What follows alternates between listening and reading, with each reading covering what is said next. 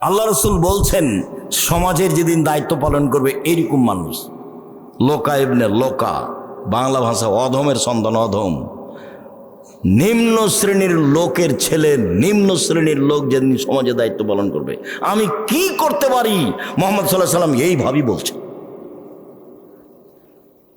একজন পল্লীর বেদুন মানুষ এসে বলছে, মাতা সাত, কিয়ামত কবে হবে? তখন আল্লাহ রসুল বলছেন, এই যা উচ্ছেদাল আমর, এই যে জয়াতিল আমানাত ফান্দাজের সাত, যেদিন 10 পয়সা ধ্বংস করা হবে সেদিন কিয়ামত হবে। তখন পল্লীর অশিক্ষিত মানুষ বলছেন যে 10 পয়সা ধ্বংস করা হলে কিয়ামত হবে, এই ভাষা আমি বুঝতে পারলাম না। তখন আল্লাহ রসুল বলছেন, এই যা উচ্ছেদুল আমর এলা গাইরা আহলি ফান্দাজের সাত, যেদিন দায়িত্ব অযোগ্য মানুষের হাতে তুলে দেওয়া হবে সেদিন কিয়ামত হবে। হেডমাস্টার অযোগ্য, হেড মৌলানা অযোগ্য, প্রিন্সিপাল অযোগ্য, ভাইস চ্যান্সেলর অযোগ্য, জেল সুপার অযোগ্য, মেম্বার, চেয়ারম্যান, এমপি, মন্ত্রী, ডিসি, এডিসি, দায়িত্বশীল যে যেখানে দায়িত্ব পালন করে যখন অযোগ্য হবে তখন কিয়ামত হবে। সবাই আত্মসাৎ করবে, টাকা মেরে খাবে, সেদিন কিয়ামত হবে। দেখেন, মরণ একদিন আসবে, বয়ে বয়ে বিস্তারিত লিখে রেখেছি সব।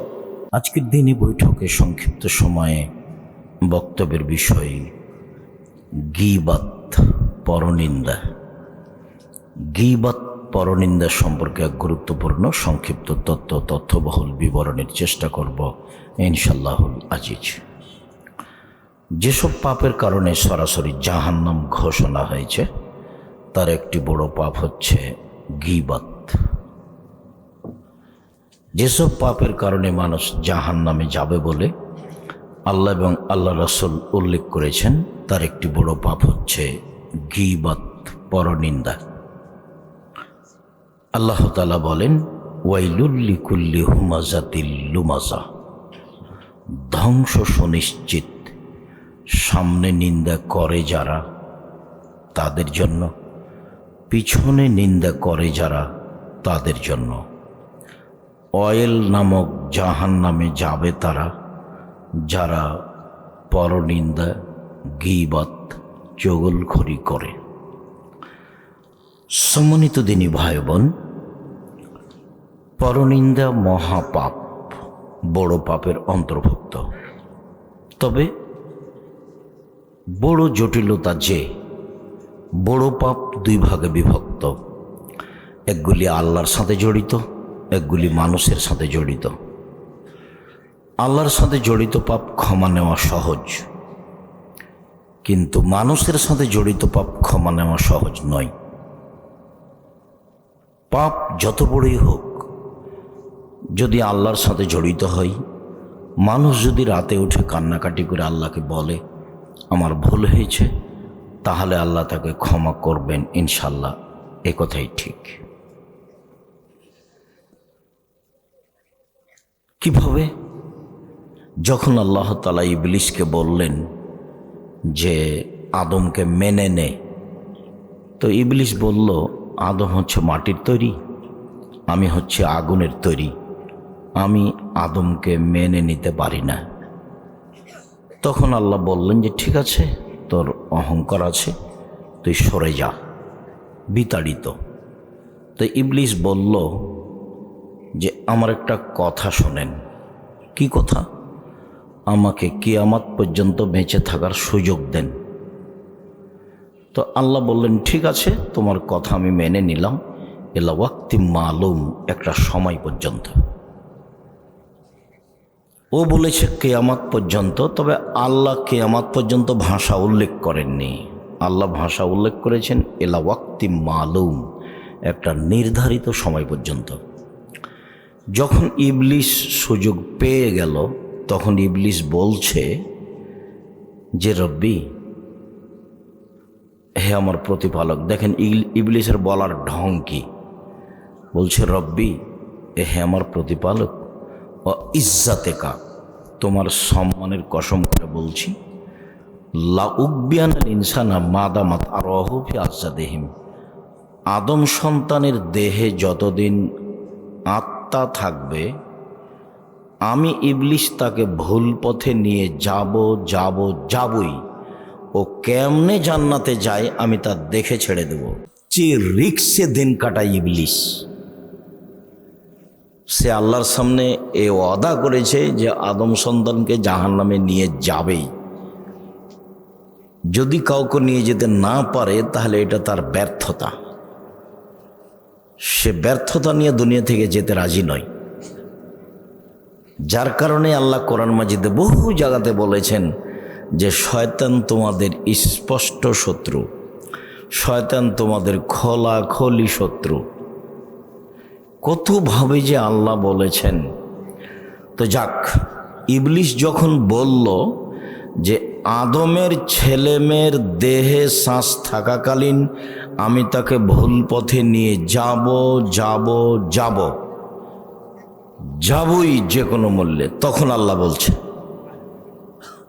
ও ইজ্জতি ও জালালি ও ইরতেফায়ে মাকানি, আমার সম্মানের কসম, আল্লাহ তাআলা বলছেন আমার ইজ্জতের কসম, আমার মর্যাদার কসম, আমার উচ্চতার কসম, আদম সন্তান যতবার আমার কাছে ক্ষমা চাইবে ততবার ক্ষমা করে দেব।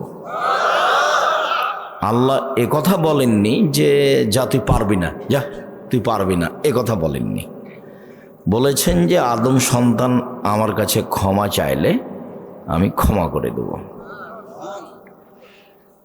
এই সারমর্মে আনাস রাদিয়াল্লাহু তাআলা আনহু বলেন, রাসূল সাল্লাল্লাহু আলাইহি সাল্লাম বলেন, আল্লাহ তাআলা বলেন, মানে হাদিসে কুদসি, আল্লাহ তাআলা বলেন ইবনা আদম মা দাওয়াতানি ওয়া রাজাতানি, আদম সন্তান তুমি আমাকে যেভাবে ডাকো আমি সেভাবে থাকি, আদম সন্তান তুমি আমাকে যেভাবে ডাকো আমি সেভাবে থাকি, তুমি যেভাবে আশা পোষণ করো আমি পূর্ণ করে থাকি, তুমি আমার কাছে ক্ষমা চাইলে ক্ষমা করে দিই, আমি পরোয়া করি না তুমি কত বড় পাপী, আমি পরোয়া করি না তুমি কত বড় পাপী, তুমি যেভাবে ডাকো আমি সেভাবে থাকি, তুমি যেভাবে আশা পোষণ করো সেভাবে আমি পূর্ণ করে থাকি। আবার বলছেন ইবনা আদম, আদমের ছেলে মেয়ে শোনো, লাউ বালাগাত জুনুবুকা সামায়, তোমার পাপ বেশি হতে হতে যদি আকাশে লেগে যায়, পাপ আর পাপ, ফাস্তাগফারতানি, এরপরে যদি তুই আমার কাছে ক্ষমা চাও, গাফারতু লাকা, আমি তোমাকে ক্ষমা করে দেবো। আল্লাহ উবালি, আমি পরোয়া করি না তুমি কত বড় পাপী, আমি পরোয়া করি না তুমি কত বড় পাপী, তুমি যেভাবে ডাকো আমি সেভাবে থাকি, তুমি যেভাবে ডাকো আমি সেভাবে থাকি, তুমি যেভাবে আশা পোষণ করো আমি সেভাবে পূর্ণ করে থাকি। আল্লাহ তাআলা দুনিয়াতে এভাবে বললেন, বিচারের মাঠে আবার আমাদের সামনে আসবেন, আদম সন্তানের সামনে আবার আল্লাহ তাআলা বিচারের মাঠে আসবেন, এসে বলবেন ইবনা আদম আতাইলা বিকরাবিলার যে খাতায়া, আজকে তো তোমরা উপস্থিত হয়েছো আকাশ জমিন পরিমাণ পাপ নিয়ে, পাপ আর পাপ, তোমাদের পাপে একবারে আকাশ জমিন পূর্ণ হয়ে আছে, মনে রেখো আতাই তো গাবে কোরা বেহাম্মাদ ফেরা, আমি আল্লাহ উপস্থিত হয়েছি ওই পরিমাণ ক্ষমা নিয়ে, তোমার যে পরিমাণ পাপ আমার সেই পরিমাণ ক্ষমা, তোমার যে পরিমাণ পাপ আমার সেই পরিমাণ ক্ষমা, তোমার যে পরিমাণ পাপ আমার সেই পরিমাণ ক্ষমা, তোমার পাপ যত আমার ক্ষমা তত, তোমার পাপ যত আমার ক্ষমা তত, যদি শিরক না থাকে। এইটা হলো জটিল কথা। যদি শিরক না থাকে তাহলে তোমার পাপ যত আমার ক্ষমা তত। বাংলাদেশের লোকের বাঁচার পথ কি? বাংলাদেশে শিরকের বন্যা চলে। আমরা তো মনে করি পানির বন্যা, বন্যা যখন আসে তখন পানির বন্যা, শিরকের বন্যা আছে। দুধের ছেলে ঘুম থেকে উঠে গিয়ে স্কুলে গিয়েই বলছে ও কালিমা তোমার আকাশ, ও কালিমা তোমার বাতাস। তা আকাশ বাতাস কি কালিমার না আল্লাহর? তাহলে বাংলাদেশের মানুষ জন্মসূত্রেই মুশরিক, বাংলাদেশের মানুষ ছেলে মেয়ে জন্মসূত্রেই মুশরিক। তোমরা কি পড়াশোনা করো সেটা আমার এখনো ধরা পড়েনি। বাংলাদেশের ছেলের আমার বাপ মা বলছে যে আমার ছেলের মেধা ভালো, গোল্ডেন পেয়েছে, আমি তাকে বড় ডাক্তার বানাবো, আমি তাকে বড় ইঞ্জিনিয়ার বানাবো। প্রায় ডাক্তারি চোর, প্রতারক। তোমাদের গ্রামের ভালো ডাক্তারের কথা আমি বলিনি, তবে যেই কোম্পানি তাকে টাকা দেয় সেই কোম্পানির ওষুধ লিখে। তো তোমার বাপ যে অত টাকা পয়সা খরচ করে পড়িয়েছে, তো এটা কি? প্রায় ইঞ্জিনেরই চোর। দুই একজনের কথা আমি বলছি না, দেখো রাস্তাঘাট ঘর বাড়িতে ওর চুরি। তো এগুলো দিয়ে জাতির কি হবে? ওর জন্মই হলো শিরক দিয়ে, চলাফেরাই শিরক দিয়ে, ওর বিদ্যের সূচনাই শিরক। আবার ও প্রতারক। তোমার বাপ তো যেদিন তুমি ম্যাট্রিক পরীক্ষা দাও, ভালো রেজাল্টের জন্য তিনজন শিক্ষক রেখেছিল। যেদিন তুমি বিশ্ববিদ্যালয়ে ভর্তি হওয়া ইন্টারের পরে, সেদিন সাবজেক্ট প্রতি একটা করে শিক্ষক রেখেছে। আমার ছেলের মেধা ভালো। তোমার বাপের কত গল্প, আর তোমার মায়ের খালার সামনে করে, ফুফুর সামনে করে, বোনের সামনে করে। তোমার বাপের আর তোমার মায়ের গল্প খালি বন্যার মতো ভাসছে, সেটা তুমিও জানো। তুমি মেধাবী ছেলে, তো মেধার ফলাফলে তুমি হলে চোর, মেধার ফলাফলে তুমি হলে প্রতারক। আর তোমার মেধা যদি খুব বেশি ভালো হয়, সিরাজগঞ্জ জেলায় বাড়ি হিসেবে চলে গেছো লন্ডন আমেরিকায়, তারপরে তোমাকে তো তারা বড় চাকরি দিবে না। আব্দুল্লাহর বক্তব্য শোনো, এরা সব গোলাম, গোলামকে ওরা বড় চাকরি দিবে? খুব মেধা ভালো হিসাবে ওকে বলেছে যে আপনি হলেন সুইপারদের প্রধান, বেতন 5 লাখ। তো এখন যদি ও ঢাকা পিজি হাসপাতালে ডাক্তার, হয়তো বেতন 3 লাখ। তো ওখানে ও 5 লাখ বেতনে তো থাকবেই। আবারও বলছে তোকে সিটিজেন দিলাম, তো এ নাগরিক। তো এখন বলছে যে আমি আমেরিকার নাগরিক, আমি আমেরিকার নাগরিক, আমি লন্ডনের নাগরিক। ওর বাপও বলছে, আর মাও বলছে। ছেলে কিন্তু সুইপারের প্রধান। তো ওইরকমই আমি এখন বাড়িতে ঢুকছি, তা আমার আগে এখনই বাড়ির মালিক আছে। তো ছেলে বের হয়েছে, ছেলে এখন বাপকে বলছে গুড মর্নিং। তখন বাপও বলছে গুড মর্নিং। সকালে ফজরের সালাতের পরের ঘটনা। এখন আমি কি করতে পারি? খেতে বসে আমি এখন বলছি, ভাইজান আমি কি বলি, আসলে লন্ডন টাকা ইনকাম করতে এসেছি, ধর্ম বিক্রি করতে আসিনি, আদর্শ বিক্রি করে খেতে রাজি নই। কয়েক কোটি গুড মর্নিং যদি এক পাল্লায় দাও, আর একটা যদি আসসালামু আলাইকুম এক পাল্লায় দাও, বলো তো কোন পাল্লা ভারী হবে? তো তোমার বাপ তোমাকে কি শিখালো? তোমার বাপ মায়ের অবস্থা দেখলে আমার মনে হয় চাঁপাইনবাবগঞ্জের ভাষা, আমও গেল ছালাও গেল, কাঁদতে কাঁদতে 2 চোখও গেল। আর যদি চাঁপাইনবাবগঞ্জের ভাষা বুঝতে না পারো, তাহলে ছোটকালে একটা কবিতা পড়েছিল, ওইটা বললে ভালো বুঝতে পারবা। সেটা কি? বাবু বলে মাঝি চাঁদ কেন বাড়ে কমে রে। তো মাঝি বলছে এসব কি আর আমি জানি, তোর জীবন চারা নাই মিছে। মাঝি এই হয় কেন রে, ওইসব কি আর আমি জানি, দেখি তোর জীবন আটা নাই মিছে। মাঝি এসব বলতে পারিস, আমি কি ওসব জানি, দেখি তোর জীবন 12 আনাই মিছে। এই পর্যন্ত বাবু পৌঁছেছে। তো বাতাস উঠেছে, নৌকা হিলে উঠেছে। এখন মাঝি বলছে বাবু সাঁতার জানো বাবু? তখন বাবু বলছে না রে মাঝি, না আমি তো সাঁতার জানি না। এখন মাঝি বলছে বাবু এখন দেখি তোর জীবন 16 আনাই মিছে। তোমার বাপের অবস্থা এই, তোমার মায়ের অবস্থা এই, দেখো তুমি তলিয়ে। না না, তোমার মা বুঝে ছেলে মানুষ করা? আরে ছেলে মানুষ করতে হবে জাতির জন্য, জাতিকে পরকালমুখী করার জন্য। তোমার বাপ টাকার স্বার্থে ছেলে মানুষ করেছে। তোমার বাপ জোর করে টাকা নিতে পারবে? তুমি এই দেশে চাকরি করো কোম্পানিতে, 10 লক্ষ টাকা তোমার বেতন, কোম্পানি। আর যে কোম্পানির মালিক সে হলো ভোদাই, ও অক্ষরও চিনে না। কত দেখবে? তাহলে টাকা ভোদাইয়ের না তোমার বাপের? টাকা তো উপর থেকে লেখা আছে, টাকা কত ইনকাম করবা তুমি লেখা আছে উপর থেকে। হায়াতাহা অমাউতাহা অরিস্কাহা অমাসায়েবা। আমি মাস্ক ব্যবহার করিনি, মাস্ক ব্যবহার করে ভাগ্য বাড়াতে আমি রাজি নই। কেন? আল্লাহ নবী বলেছেন যে মানুষের সৃষ্টির 50,000 বছর পূর্বে, আদমের সৃষ্টির 50,000 বছর পূর্বে ওর লেখা আছে 4টে জিনিস। 1 তার মরণ, 2 তার জীবন, 3 তার রুজি, 4 তার বিপদ আপদ। করোনা লেখা আছে। যদি সেদিন তার করোনা লিখা হয়ে থাকে আর আজকে যদি পাথরের ভেতরে ঢোকে রেহাই পাবে না। তো ঢাকা গেছি আমি এক করোনার লোককে দেখতে, তোর ছেলে মেয়ে বলছে হুজুর ভিতরে আসেন না, হুজুর ভিতরে আসেন না, হুজুর ভিতরে আসেন না। বলো কি তুমি? তোমার বাপের গায়ে হাত দিয়ে দোয়া পড়ে যাব আমি আব্দুর রাজ্জাক বিন ইউসুফ, করোনার 5 পয়সা দাম দিই না আমি। শোনো, এতে যদি আমারও করোনা হয় বলবো না তোমার বাপের গায়ে হাত দিয়েছিলাম সেই জন্য আমার করোনা হয়েছে। আমি বলবো পৃথিবী সৃষ্টির 50,000 বছর পূর্বে আমার ভাগ্যে করোনা লেখা ছিল তাই হয়েছে। কি বলো তুমি? অল্প সময়ে আমাকে মুশরিক বানাতে চাও? মাস্ক দিয়ে আমি ভাগ্য বাড়াতে রাজি নই। কি করলো তোমার বাপ আর কি করলো তোমার মা? আরে ঠাকুর বাঙালিদের শত্রু, ঠাকুর ঢাকা বিশ্ববিদ্যালয়ের শত্রু, ঠাকুর মুসলমানের শত্রু, ঠাকুর জাতির শত্রু। যেদিন ভারত বাংলাদেশ পাকিস্তানের মুসলমান ইংরেজদের হাতে নির্যাতিত, সেদিন ঠাকুর লন্ডনে মুছ পাকায়। সেদিন ঠাকুরের মান মর্যাদা লন্ডনে দেখে কে? সেই ঠাকুরের কবিতা আমার ছেলে পড়ে? আমি অত কাপুরুষ নই, আমি অত মূর্খ নই।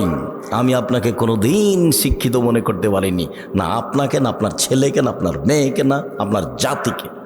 আমি আব্দুর রাজ্জাক বিন ইউসুফ 90 সাল থেকে আছি, এইভাবেই আছি। আমার ছেলেকে সকালে উঠে 1 মিনিটের জন্য আমি বলতে দিতে রাজি নই, ও কালিমা তোমার আকাশ, ও কালিমা তোমার বাতাস। আমি 90 সাল থেকে বলে আসছি তোর বাপের আকাশ, এই কথা আমি সেদিন থেকে বলে আসি। মামলা তো সুনামগঞ্জ কোর্টে 1000 কোটি টাকার আর সিলেট কোর্টে 5000 কোটি টাকার। এই কারণে আমি নাকি ঠাকুরের নিন্দা করেছি, ঠাকুরের মানের হানি হয়েছে। কি তোর বাপের আকাশ, এটা ঠাকুরের কি হয়েছে? মানের হানি হয়েছে। ঠাকুর বলেছে ও কালিমা তোমার আকাশ, ও কালিমা তোমার বাতাস। তোমার বাপের সাজে, তোমার মায়ের সাজে, আমার সাজে না বেটা।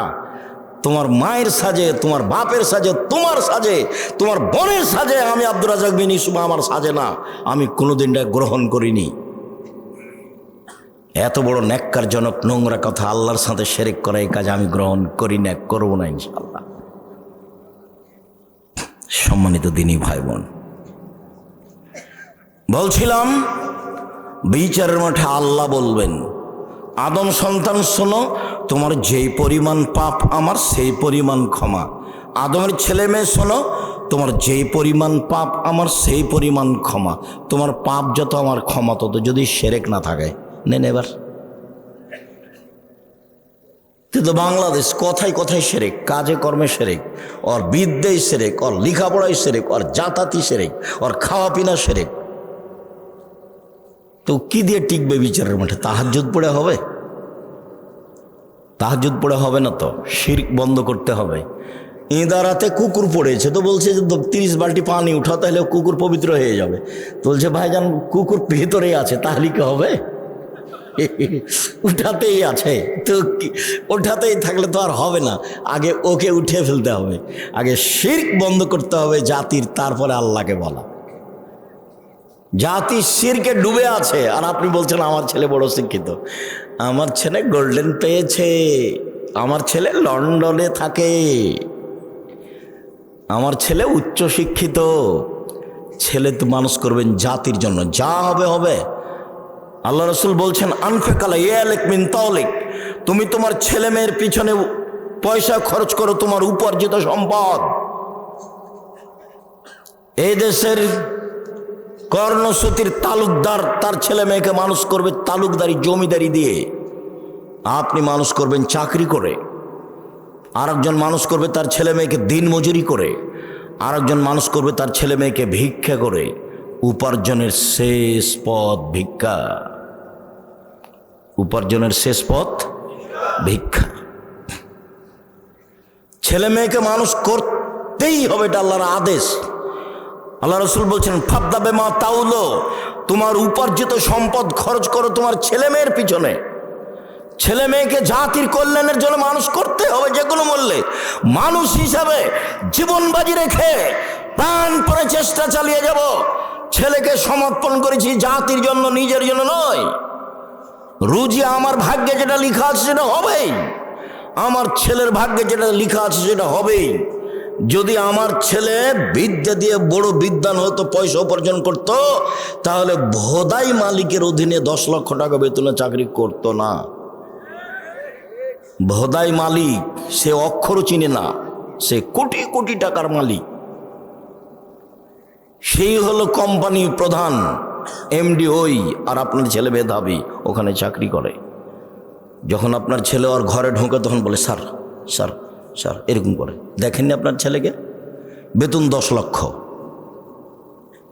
আপনি মনে করছেন যে অনেক টাকা, কিন্তু ওখানে যাও সিজদা করে।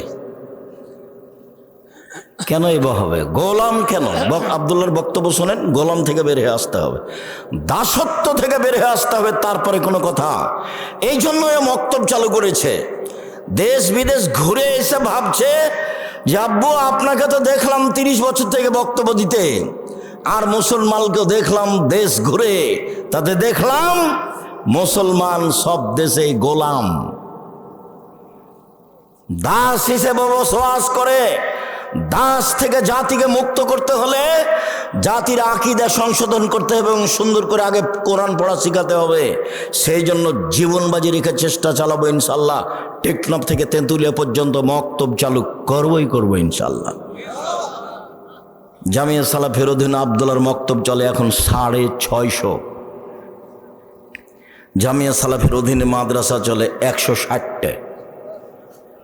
আর চলমান জামিয়া সালাফে রাজশাহী 50 বিঘা জমির ওপরে। চলমান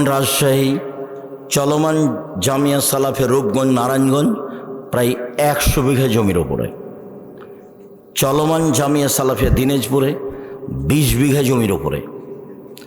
চলমান রাজশাহী বরিশালে জামিয়া সালাফের জমি আছে, জামিয়া সালাফের নামে নেবরাস হিসাবে। ময়মনসিংহে আছে, ঝিনাইদহে আছে, কুষ্টিয়াতে আছে, ফেনীতে আছে, চট্টগ্রামে আছে, কুমিল্লায় আছে, আর বহু জেলায় আছে। আর এগুলো সম্পৃক্ত প্রতিষ্ঠান। এখানে আমি আরও একটা আপনাকে কথা বলতে চাচ্ছি যে আপনি দল সংগঠন করে জামিয়া সালাফের বিরুদ্ধে লড়ে অযথা পরকাল হারাবে। মুখ খুলিয়েন না, খুললে নিজেকে খাটো মনে করতে হবে। 5000 ছেলে মেয়ে পড়ে জামিয়া সালাফে। কতটি? 5000। দেশ বিদেশের শিক্ষক মিলে শিক্ষক আছেন 300 জন। প্রতি মাসে বেতন লাগে 40 লক্ষ, শুধু খালি শিক্ষক যারা জামিয়া সালাফের অধীনে আছে। তো তার বিরুদ্ধে কথা বলে কি করবেন? নিজেকে হারাবেন, আপনার পরকালও হারাবে, ইহকালও হারাবে, টিকতে পারবেন না তো।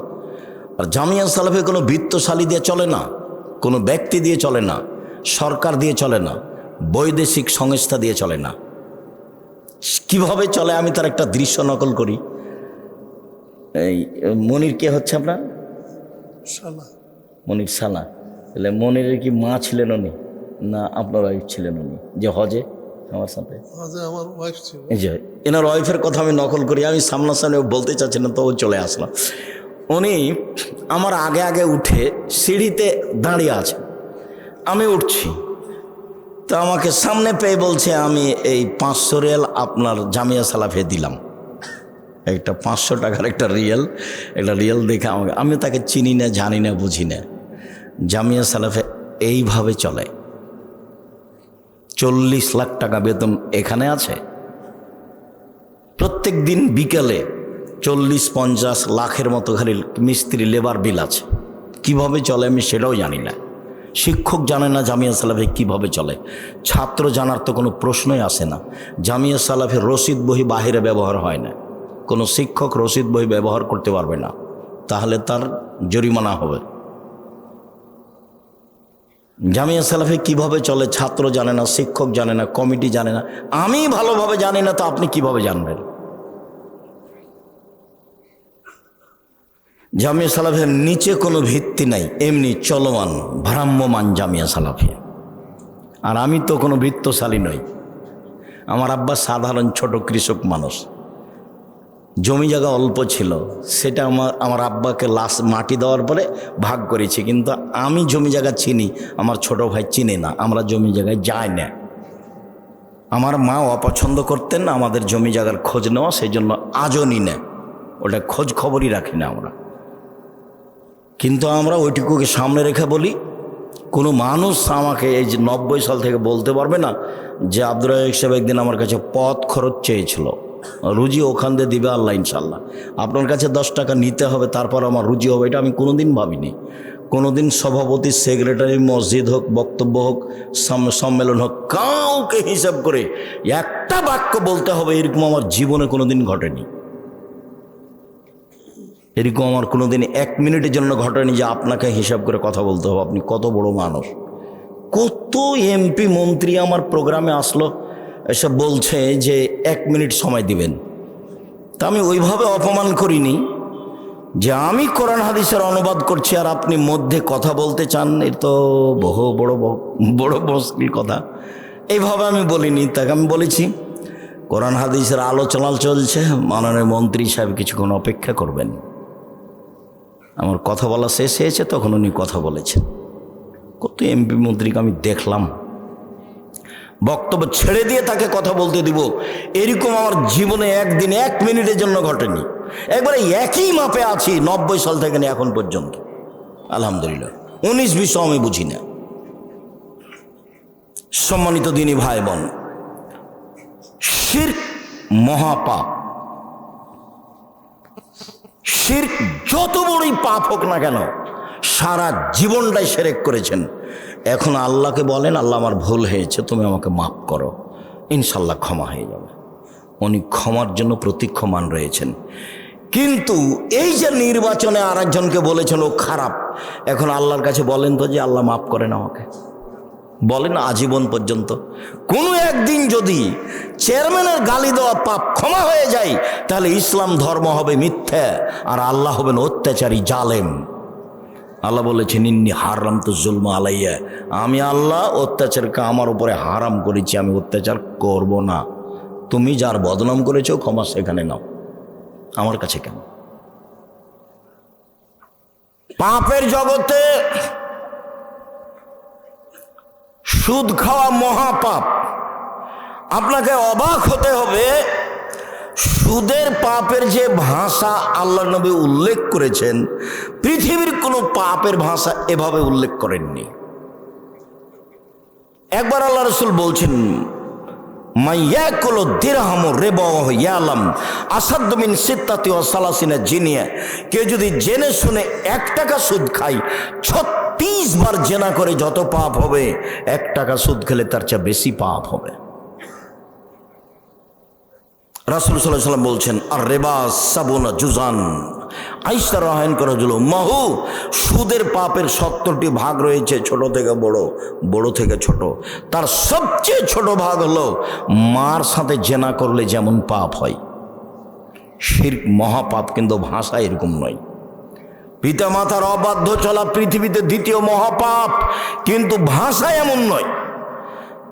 মিথ্যা সাক্ষী পৃথিবীতে 3য় মহাপাপ। সিরাজগঞ্জ জেলে বহু মানুষ আছে 20 বছর 30 বছর থেকে, ও নিজেও জানে না আমি কেন জেলে। জজ জানে না ঘটনা কি, উকিল জানে না ঘটনা কি, সাক্ষীও জানে না ঘটনা কি।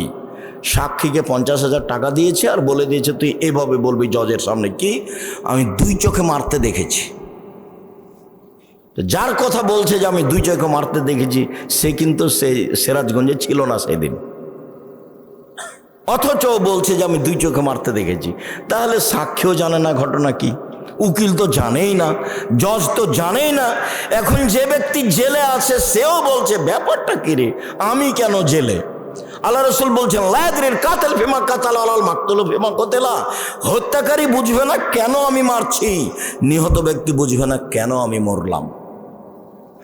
যে মারছে তাকে 1 লাখ টাকা দিয়েছে, বলেছে অমুককে মেরাই, তো এখন ওকে গিয়ে মারছে। তো কেন মারছো তো জানে না। আর যাকে মারা হচ্ছে সে বলছে আমি তাকে চিনি না, আমাকে মারছে কেন, ঘটনা কি? মারলই তো। আল্লাহ রাসূল বলছেন, হত্যাকারী জানে না কেন আমি মারছি, নিহত ব্যক্তি জানে না কেন আমি মরলাম। 20 বছর থেকে জেলে আছো, নিজে জানে না আমি কেন জেলে। ও কি জানবে? জজও জানে না। ও কি জানবে? উকিলও জানে না। ও কি জানবে? সাক্ষীও জানে না। যার কারণে সাক্ষী পৃথিবীতে 3য় মহাপাপ। মিথ্যা সাক্ষী পৃথিবীতে 3য় মহাপাপ। মিথ্যা সাক্ষী পৃথিবীতে 3য় মহাপাপ। দ্বিতীয় মহাপাপ বাপ মায়ের অবাধ্য চলা। যত বড়ই হোক, সুদের ভাষা যেভাবে আল্লাহ নবী উল্লেখ করেছেন, ভাষা এমন নয়। সাক্ষী যত বড়ই পাপ হোক না কেন, সুদের ভাষার সাথে তার মিল নেই। শুনুন, মানুষকে হত্যা করা মহাপাপ, কিন্তু ভাষা এমন নয়। সুদের পাপের ভাষা, কেউ যদি জেনে শুনে 1 টাকা সুদ খায়, 36 বার জেনে করে যত পাপ হবে, 1 টাকা সুদ খেলে তার চেয়ে বেশি পাপ হবে। পাপের জগতে কোনো পাপের ভাষা এরকম নয়। সুদের পাপের 17টি ভাগ রয়েছে। ছোট ভাগ হলো মার সাথে জেনা করলে যেমন পাপ হয়। কি দিয়ে আপনাকে আমি বুঝাই সুদের পাপের ভাষা কি? অবাক কথা, যে সুদ দিন রাত মানুষে খাচ্ছে, কোনো পাপই নয়, কোনো হিসাবই করতে পারে না। সম্মানিত দিনী ভাই বোন, সুদের আলোচনায় লম্বা আলোচনা জেনে নেবেন। এখানে বলছি, সুদ যত বড়ই পাপ হোক না কেন, কোটি কোটি টাকা সুদ খেয়েছে, আজকে বলছে আল্লাহ আমি সুদের লেনদেন বন্ধ করলাম, জিন্দেগিতে আর কোনোদিন সুদের সাথে সম্পৃক্ত থাকবো না, আমি তোমার সাথে ওয়াদাবদ্ধ, তুমি আমাকে মাফ করো, ইনশাল্লাহ সব পাপ ক্ষমা হয়ে যাবে। কিন্তু আপনি কারো বদনাম করেছেন, আল্লাহকে বলেন তো এখন। এই জন্য আমি যখনই বক্তব্য দিয়েছি তখন বলেছি 4টা জিনিস মনে রাখবেন। 1, 5 ওয়াক্ত সালাত, 2, হালাল রুজি, 3, কোরআন তেলাওয়াত, 4, আড্ডা পিটা নিষেধ। আড্ডা পিটা 2 ধরনের। একটা দোকানে বসে ঘন্টার ঘন্টা গল্প করছেন, কার কথা যে কি বলছেন ধোলায় অন্ধকার।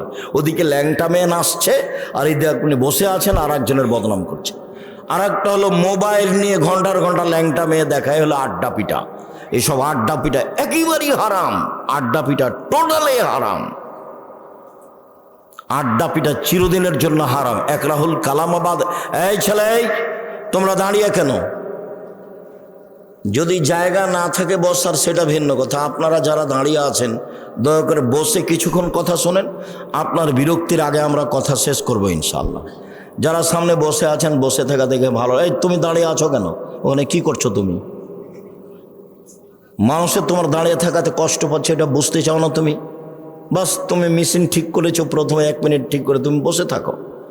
রাসূল সাল্লাল্লাহু আলাইহি ওয়াসাল্লাম যখন কথা বলতেন তখন সাহাবীগণকে বসতে বলতেন, এইটাও সুন্নাত। কি করবে এভাবে মারামারি করে, দাপট দেখে, ক্ষমতা দেখে, মানুষকে অপমান করে, মানুষকে জেল হাজতে দিয়ে কি করবা? মরলেই জাহান্নাম। যারা দাপট দেখাচ্ছে, যারা ক্ষমতা দেখাচ্ছে, যারা মানুষকে অপমান করছে, যারা মানুষকে জেল হাজতে দিচ্ছে, এদের মরার পরই জাহান্নাম। ও হলো জালেম। আর জুলুম খুব কঠিন জিনিস, বিচারও পরে হবে। যারা জাকাত দেয় না তাদের বিচার পরে হবে কেন? ওরাও জালেম। কিভাবে জালেম হলো ওরা? ওরা ফকির মিসকিনের প্রতি জুলুম করেছে, ফকির মিসকিনের হক দেয়নি। ধনী মানুষ কার টাকা মেরে খেয়েছে? ফকির মিসকিনের। যেহেতু ধনী মানুষ ফকির মিসকিনের টাকা মেরে খেয়েছে, কাজে ও জালেম। এখন আর বিচার পরে হবে। আল্লাহ রাসূল বলছেন তার বিচার পরে হবে। হাত্তা ইউকযাবানান নাস, সব মানুষের যখন বিচার হয়ে যাবে তখন ধনী মানুষের বিচার হবে। কিভাবে যে হবে আল্লাহই ভালো জানে। তো বুঝাতে হবে কঠিন। সব টাকা বুঝাতে হবে কিভাবে আয় হয়েছে, সবটাই বুঝাতে হবে কিভাবে ব্যয় হয়েছে। এই ছেলে শোনো, টাকা ইনকাম করবে ব্যবসা করে। উপার্জনের 4টা পথ। একটা দিন মজুরি, সন্ধ্যায় টাকা শেষ। একটা চাকরি, 25 দিনে টাকা শেষ প্রায়। আর একটা হলো জমি চাষ, সমান সময় না হয় লস, সমান সমান না হয় লস। 4, ব্যবসা। রাসূল সাল্লাল্লাহু আলাইহি ওয়াসাল্লাম বলছেন সত্যবাদী বিশ্বস্ত ব্যবসায়ীরা নবীগণের সাথে জান্নাতে থাকবেন। কি আবার অবাক কথা! আল্লাহ রাসূল বলেছেন 2টা মেয়ে লালন পালন করলে নবীর সাথে থাকা যায় এভাবে। তখন বাপ মনে করেছে যে আমার তো 2টা মেয়ে, তো আমি বিবাহসাদী দিয়ে দিয়েছি, 2টা কেন আমার 5টা মেয়ে। বাপও খুব খুশি। কিন্তু আল্লাহ রাসূল যে এইভাবে বলেননি। আল্লাহ রাসূল বলেছেন ফাআল্লামাহুন্না, মেয়েকে বিদ্যা শিখিয়ে দিল। দুই আদাবাহুন্না, তাকে শিষ্টাচার শিখিয়ে দিল। আহসানা ইলাইহিন্না, তার সাথে সদাচরণ করলো। ওয়াজাওয়াজাহুন্না, তার বিবাহ শাদী দিয়ে দিল। সেই বাপ আমার সাথে জান্নাতে এইভাবে থাকবে। তো আপনার মেয়েকে শিক্ষা দিয়েছেন, কি যে শিক্ষা দিয়েছেন, তার নখটা বড় আছে, বলেন তো এটা কোন শিষ্টাচার? তার নখে নেইল পালিশ আছে, বলেন তো এটা কোন শিষ্টাচার? নেইল পালিশ তো ইহুদি খ্রিস্টানদের পতিতালয়ের মেয়েদের বৈশিষ্ট্য। ইহুদি খ্রিস্টানদের পতিতালয়ের মেয়েরা নখে নেইল পালিশ দেয়। আপনার মেয়ের কপালে টিপ আছে। হিন্দু মেয়েদের বিবাহ করার 10টি পদ্ধতি আছে, তার একটি পদ্ধতির নাম রাক্ষসী বিবাহ। মেয়ের পিতা বিবাহ দিবে না, আপনি জোর করে বিবাহ করবেন তো কপালে টিপ দিতে হবে, তাহলে বিবাহ হয়ে গেছে। সেই টিপ এসেছে হিন্দুদের পক্ষ থেকে। বলেন আপনি মেয়েকে কি শিষ্টাচার শিখালেন? আপনার মেয়ে পরচুলা ব্যবহার করে বড় খোপা দেখাই, বলেন কি শিষ্টাচার শিখালেন? ভুরু তোলে চিকন করে রেখেছে, এইটা কি শিষ্টাচার? দাঁত ছিলে ফাঁকা ফাঁকা খোলা খোলা করে রেখেছে, এইটাই কি শিষ্টাচার? উঁচু স্যান্ডেল পরে নিজেকে লম্বা দেখাই, এটাই কি শিষ্টাচার? ব্রেসের পরে নিজেকে যুবতী দেখাই, এটাই কি শিষ্টাচার? সামনের চুল ছোট করে রেখেছে, এটাই কি শিষ্টাচার? আস্কারা মাস্কারা কি কি মুখে লাগিয়ে ভ্যানে ঘুরছে, ভ্যানে চড়ে, ভ্যানওয়ালা কি স্বামী? রিক্সাওয়ালা কি স্বামী? সেভাবে ওভাবে ঘুরছে, এটাই কি শিষ্টাচার? ভ্যানিটি ব্যাগ নিয়ে সিরাজগঞ্জ বাজারে চলে গেছে, এটাই কি শিষ্টাচার? কোনটা শিষ্টাচার? আল্লাহ রাসূল বলছেন যে ওই পিতা আমার সাথে জান্নাতে থাকবে যে পিতা মেয়েকে বিদ্যা শিখিয়ে দিল, 1, 2 শিষ্টাচার শিখিয়ে দিল, 3 ভালো আচরণ করলো, 4 বিবাহ শাদী দিয়ে দিল। সেই পিতা আমার সাথে জান্নাতে এইভাবে থাকবে। জান্নাতে রাসূলের সাথে থাকা কঠিন। একজন সাহাবী রাসূলের সাথে রাতে ছিলেন, তো অজুর পানি আর মেশক নিয়ে রাসূলের কাছে উপস্থিত। আল্লাহ রাসূল খুব খুশি হয়েছেন। বাহ, ভালোই তো, তুমি তো অজুর পানি নিয়ে এসেছো, তুমি তো মেশক নিয়ে এসেছো, খুব খুশি। সালমা শেতা, তুমি যা চাও চাও আমি দিয়ে দেবো। মুহাম্মদ সাল্লাল্লাহু আলাইহি সাল্লাম বুঝতে পারেন যে ও কি চাইবে। নবী হলে কি হবে, গায়েবের খবর জানেন না। আমার মাঝাবি ভাইরা মনে করছেন যে নবী গায়েবের খবর জানেন। পাশের একটা লোক, পাশে বউ ঘুমাননি, এমনি ভান করে শুয়ে আছেন আয়েশা রাদিয়াল্লাহু তাআলা আনহা, আর রাসূল মনে করছেন যে আয়েশা ঘুমিয়ে গেছে। অথচ আয়েশা বলছে যে আমি ভান করে ঘুমিয়ে আছি। ভান করে ঘুমা বুঝেন না? ভান করে ঘুমিয়ে আছি। দেখি মুহাম্মদ সাল্লাল্লাহু আলাইহি সাল্লাম কি করেন, কোথায় উঠে যান। দেখলাম ধীরে উঠলেন, ধীরে জুতা স্যান্ডেল পায়ে দিলেন, কাপড় গায়ে দিলেন, ধীরে দরজাটা খুললেন, আমি যেন জানতে না পারি। দরজাটা খুলে বের হলেন, বাহির থেকে দরজাটা টেনে বন্ধ করে দিলেন, চলে গেলেন। আমিও উঠলাম, দেখি কি কোথায় যান। আসলে আল্লাহ রাসূল কোথায় যাচ্ছেন এটা আয়েশার মৌলিক খেয়াল হলো, আমাকে বাদ দিয়ে এ রাতে আবার কোনো স্ত্রীর কাছে যান নাকি, এটা হলো আয়েশার খেয়াল। আর আল্লাহ রাসূল যাচ্ছেন মরা মানুষের জন্য ক্ষমা চাইতে, কবরস্থানে বাকিউল গারকাতে যাবেন। জান্নাতুল বাকি তার নাম নয়, তার নাম হচ্ছে বাকিউল গারকাত। ভারত বাংলাদেশ পাকিস্তানের নাম দিয়েছে জিন পাহাড়, আর জান্নাতুল বাকি কবরস্থানের নাম দিয়েছে জান্নাতুল বাকি, নাম বাকিউল গারকাত। তো এবার উঠে দেখছেন, দেখি কোথায়, ওই যে কবরস্থানে 100 গজ দূরে হবে, আর পাশেই মসজিদে নববীর সাথে কবরস্থান। ওই যে হাত তুলে দোয়া করলেন, 1 বার 2 বার 3 বার হাত তুলে দোয়া করলেন। তারপরে হাঁটতে লাগলেন ফিরে, আমিও ঘুরে হাঁটতে লাগলাম। দেখলাম জোরে হাঁটলেন, আমিও জোরে হাঁটলাম। দেখলাম একটু দৌড়াচ্ছে, আমিও জোরে দৌড়াচ্ছি। আমি আগেই বিছানায় চলে এসেছি। আমি যখন আগেই বিছানায় চলে এসেছি, আমার পাশে এসে বলছেন, কি খবর আয়েশা, হাঁপাচ্ছ কেন? তখন আমি বললাম যে আমি তো মিথ্যে কথা বললে জিবরাইল আপনাকে বলে দিবে, আসলে আমি পরীক্ষা করছিলাম আপনি যান কোথায়। তো দেখলাম এই হাদিস মুসলিম। সম্মানিত দিনী ভাই বোন, কথা প্রসঙ্গে কথা এসে সেই জন্য বলছিলাম পাপের জগতে বড় পাপ মানুষের বদনাম, গীবাত, কিন্তু মানুষের সাথে জড়িত পাপ। জেনা মহাপাপ।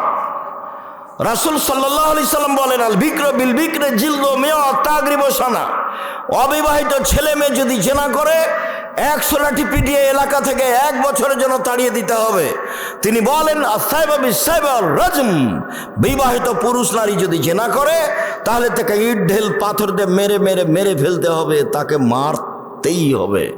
বিবাহ করার পরে জেনায় লিপ্ত হলে তার বেঁচে থাকার পৃথিবীতে কোনো পথই নেই। 3 শ্রেণীর মানুষকে হত্যা করতে হয়, 2 শ্রেণীর মানুষের বাঁচার পথ আছে। এক, কেউ বলল আমি কোরআন মাজিদ মানি না, তাহলে ও মোরতাদ, সরকারিভাবে তাকে হত্যা করতে হবে। সরকারিভাবে তাকে ফাঁসির মঞ্চে নিয়ে যাওয়া হয়েছে, ফাঁস গলায় দেওয়া হবে। ও বলছে আমার ভুল হয়েছে, আমার ভুল হয়েছে, আমার ভুল হয়েছে। কোরআন মাজিদ আল্লাহর বিধান, আল্লাহর কালাম, আমি ভুল স্বীকার করলাম, তখন তাকে ফাঁস থেকে নামিয়ে নিতে হবে। পাপ ছিল হত্যার। 2, কেসাস। আপনি আমাকে হত্যা করেছেন, আমার বাপ আপনাকে হত্যা করে নেবে, এর নাম কেসাস। কোরআন মাজিদে উল্লেখ হয়েছে আয়াত, কত হাদিস। এখন আপনার কেসাস হিসেবে আপনাকে ফাঁসির মঞ্চে নিয়ে যাওয়া হয়েছে, আপনি আমাকে হত্যা করেছেন, এখন আপনার গলায় ফাঁস দেওয়া হবে। তখন আমার বাপ মা চিল্লাচিল্লি করে বলছে, আমরা মাফ করে দিলাম, কেসাস নেব না, আমরা মাফ করে দিলাম, কেসাস নেব না। তাহলে তাকে ফাঁস থেকে নামিয়ে নিতে হবে।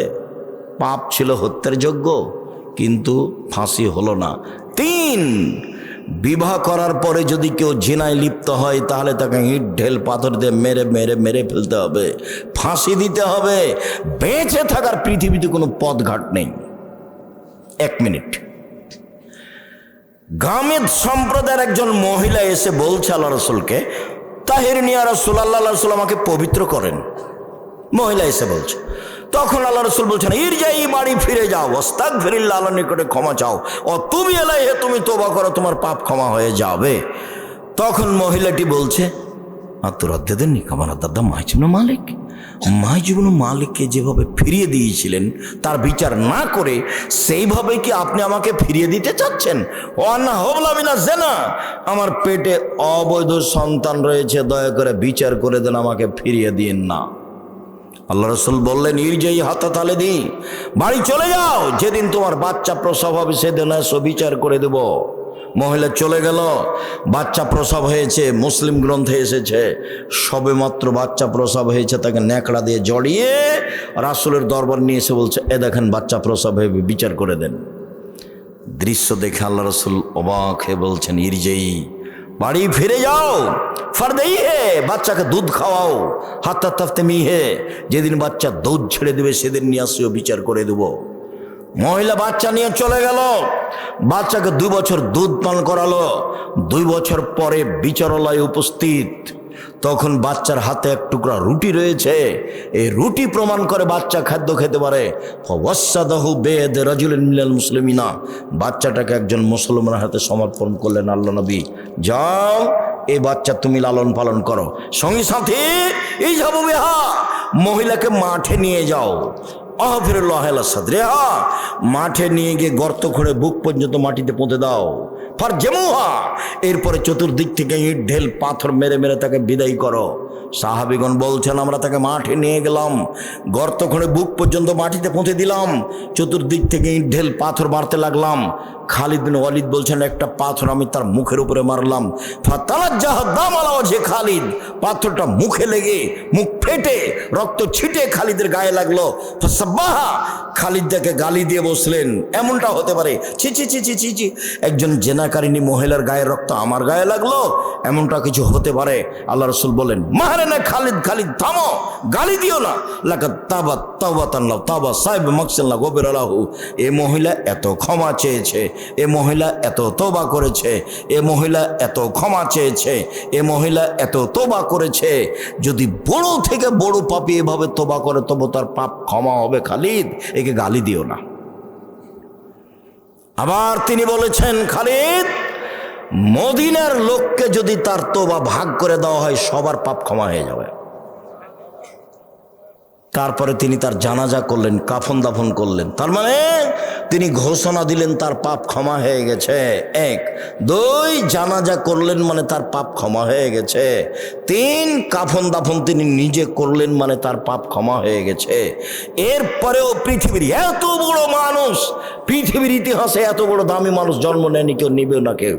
বিচারের মাঠে তিনি যা বলবেন তাই হবে। তার নাম মুহাম্মদ সাল্লাল্লাহু আলাইহি সাল্লাম। এত বড় মানুষ বুঝতে পারলেন তার পাপ ক্ষমা হয়ে গেছে, কিন্তু তাকে মাফ করতে পারলেন না। যাও, তোমার বিচার হবে না, তোমার তওবা কবুল হয়ে গেছে, তোমার শাস্তি হবে না, এই কথা তিনি বলতে পারলেন না। মানে তিনি শরীয়তের কাছে নিজেই জিম্মি। মানে বিবাহ করার পরে কেউ যদি জেনায় লিপ্ত হয় তাহলে তার বেঁচে থাকার পৃথিবীতে কোনো পথ নেই। এরপরেও যদি বিচার না হয়, আল্লাহর কাছে যদি কান্নাকাটি করে ক্ষমা চায়, তাহলে এই পাপ ক্ষমা হবে ইনশাআল্লাহ। কিন্তু যার বদনাম করেছেন দোকানে বসে, সেই পাপ আল্লাহর কাছে ক্ষমা চান দেখি। বুঝাতে পারিনি গীবাত কাকে বলে। যদি আমি বুঝাতে না পারি তাহলে আমার ব্যর্থতা। কথা সত্য, কিন্তু আপনাকে বুঝাতে পারলাম না। আমি বলেছি জিন্দেগিতে কখনো আর ওই দোকানের সামনে বসবেন না। আড্ডা পিটা চিরদিনের জন্য হারাম। 2 জন যেখানে আছে সেখানে যাবেন না। জমি চাষ করে খান, উপার্জনের পথ 4টে। দিন মজুরি করে খান, বাস সন্ধ্যায় সময় শেষ, মরে গেলাম, দুনিয়া শেষ। তারপরে আপনি চাকরি করে খান, ছোট হোক বড় হোক যেটাই হোক না কেন বৈধ। জমি চাষ করে খান, ব্যবসা করে খান। আমি কলার বিক্রি করে চকলেট বিক্রি করে খেতে হবে এই কথা আমি বলিনি। আমি চকলেট বিক্রি করে খেতে হবে মানে বলেছি কম থেকে কম পয়সার ব্যবসা করো। শ্বশুরের কাছে যৌতুক নিও না। ভিক্ষা করা টাকা দিয়ে চাউল কিনে ভাত খেয়ে বাদাত কবুল হবে। শ্বশুরের কাছে টাকা নিয়ে ওই টাকা দিয়ে চাউল কিনে ভাত খেয়ে বাদাত কবুল হবে না, এটাই চূড়ান্ত। তখন আমি বলেছি ভিক্ষা করে খাও। শ্বশুরের কাছে টাকা নিলে কেন? আরে ভিক্ষা করে খাবো কেন? মানুষের বাড়িতে কাজ করে খাবো। আব্দুর রাজ্জাক সাহেব, ভিক্ষা করার কথা বলেন কেন? আমি তোমাকে ভিক্ষা করার কথা বলিনি। আমি তোমার বাপকে নিন্দা করেছি। তোমার বাপ কেন মানুষের টাকা নিল? তোমার বাপকে আমি এই জিনিসটা বলতে চেয়েছি, তোমাকে বলতে চেয়েছি। তোমার বাপের মুখ কালো হয়ে আছে, দেখো তুমি এখন পাশে। তুমি টাকা নিয়েছো, তোমার বাপ তো জানে, তোমার মা তো জানে। শ্বশুরের কাছে টাকা নিলে কেন? বছর শেষে একটা লুঙ্গি কিনে দিতে বলেছি শ্বশুরকে। আব্বা, আমি গরিব মানুষ, দিনমজুরি করে খাই, দেন একটা লুঙ্গি নেন, আমি আপনার জন্য উপহার কিনেছি। 15-20 বছর যাবৎ মানুষ করে মেয়েটা তোমার হাতে দিয়েছে, তুমি শুকরিয়া আদায় করো না কেন? তুমি তাকে গালি দাও কেন? তুমি তার নিন্দা করো কেন? তুমি শ্বশুর বাড়িতে যাবো না বলে রাগ করো কেন? একটু বিভাষাতে লাগলে তুমি বাঁকা হয়ে বসে থাকো, আমি যাব না, আমি যাব না। তখন তোমার শ্বশুর পা ধরে, তোমার শাশুড়ি পা ধরে, তোমার শ্যালকেরা পা ধরে। তুমি কি পেয়েছো? কি হয়েছে? তুমি এমন শ্বশুরের সাথে কথা বলো না, রাগ করে থাকো কেন? থাকবা, ভদ্র হতে শিখো, কাজ করে খেতে শিখো। ভদ্র হতে শিখো, কাজ করে খেতে শিখো। মানুষের বাড়িতে কাজ করে খালো, নিজের একটা গর্ব বহাল থাকবে। সম্মানিত দিনী ভাই বোন, বলছিলাম জেনা মহাপাপ। এরপরে যদি আল্লাহর দরবারে ক্ষমা চাই, ক্ষমা হয়ে যাবে ইনশাআল্লাহ। মানুষের বদনাম করে আল্লাহর দরবারে ক্ষমা চাইলে ক্ষমা হবে না। জুবাইর ইবনে মুতঈম রাদিয়াল্লাহু তাআলা আনহু বলেন, রাসূল সাল্লাল্লাহু আলাইহি সাল্লাম বলেছেন, লা ইয়াদখুলুল জান্নাতা কাত্তাবুর লাউমাম। যারা চুগলখড়ি করে, যারা বদনাম করে, যারা গীবত করে, তারা জান্নাতে যাবে না, তারা জান্নাতে প্রবেশ করবে না। যেসব পাপের কারণে সরাসরি জাহান্নাম ঘোষণা হয়েছে, তার একটি বড় পাপ হলো গীবত। এই ছেলে, বসো। পরিবেশ নষ্ট করে না যেন কেউ। একটু ধৈর্যের পরিচয় দেন। আপনার বিরক্তির আগে আমরা কথা শেষ করব ইনশাল্লাহ। আপনি দয়া করে কোনো কাজ দেখাবেন না। দোকানপাটে বসে আছেন কেন? আজকেই বাজার করতে হবে? এটা তো হলো নিম্ন শ্রেণীর মানুষের কাজ, এটা হলো ইতর শ্রেণীর মানুষের কাজ। আপনিও বলবেন, আব্দুর রাজ্জাক সাহেব আমাদেরকে নিম্ন শ্রেণীর, ইতর শ্রেণীর বললেন। আরে আমি তো এই ভাষা বললাম, আল্লাহ এর চেয়ে বেশি করে বলেছে। আল্লাহ বলছেন বুঝেও বুঝে না ওরা অন্তর আছে বুঝে না, দেখেও দেখে না ওরা চক্ষু আছে দেখে না, শোনেও শোনে না ওরা কান আছে শোনে না। উলায়েকা কালানাম, তারা পশু প্রাণীর মতো, তারা গরু ছাগলের মতো, তারা কুকুর শৃঙ্গের মতো, বালুমাজাল বরং তার চেয়ে খারাপ। আমি এখানে কোরআন হাদিসের কথা বলছি, আপনি দোকানে বসে আড্ডা পিটেন, মানে কি বুঝাতে চান আপনি আমাকে? আজকে জিলাপি কিনতে হবে, আজকে মিষ্টি কিনতে হবে, আজকে ওখানে চা খেতে হবে, এই কোন হিসাব? এটাই মানবতা? একই ভালো বলা হয়? রাসূল সাল্লাল্লাহু আলাইহি ওয়াসাল্লাম বলছেন সমাজের দায়িত্ব পালন করবে অধমের সন্তান অধম, লোকা ইবনে লোকা, অধমের সন্তান অধম। এটা হলো বাংলা ভাষা, আর এটা এলাকা হিসেবে ভাষা নিতে পারেন। তখন আমি বলেছি রংপুর, দিনাজপুর, লালমনিরহাট, নীলফামারী, কুড়িগ্রাম, পঞ্চগড়, ঠাকুরগাঁ, গাইবান্ধা, বগুড়া, জয়পুরহাট, এসব এলাকার ভাষায় সমাজের যেদিন লোক দায়িত্ব পালন করবে, বেন্নের বাচ্চা বেন্না। আর চাঁপাইনবাবগঞ্জ, রাজশাহীর ভাষায় ছোট লোকের বাচ্চা ছোট লোক। আমি এ কথা বলিনি, ভাষাটা আল্লাহ রাসূল বলেছেন, লোকা ইবনে লোকা, অধমের সন্তান অধম, নিম্ন শ্রেণীর সন্তান নিম্ন শ্রেণীর লোক। আর ঢাকার ভাষা, আমি ভাষাটা বলতে পারলাম না, অমুকের পোলা অমুক, এই ভাষা আমি আপনার সামনে বলতে পারলাম না।